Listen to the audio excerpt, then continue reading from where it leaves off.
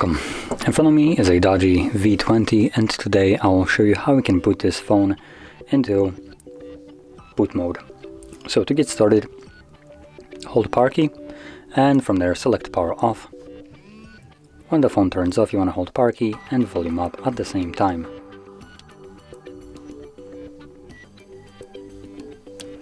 Once you see this screen right here, you can let go of the keys because you are now in boot mode.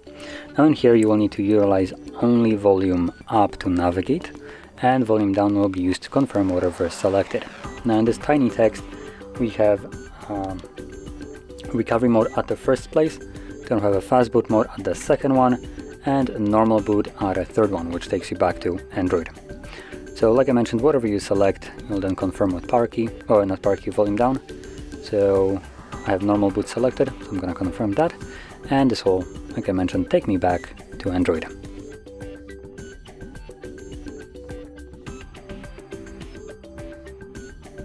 And there we go. So if you found this very helpful, don't forget to hit like, subscribe, and thanks for watching.